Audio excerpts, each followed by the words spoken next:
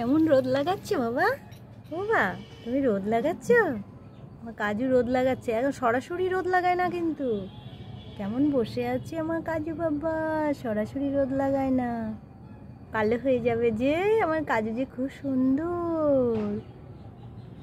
আমার কাজু তো খুব সুন্দর, এই যে রোদ লাগাচ্ছে, ছাওয়া ছাওয়া জায়গায় থাকে। ও সরাসরি রোদ লাগাতে পারে না, একদমই পারে না। কিন্তু ওর একটা প্রবলেম দেখছি, এরকম আমি আগে কখনো কারো দেখিনি।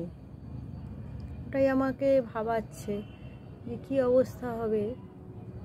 আমি ওটা নিয়ে একটু চিন্তায় আছি।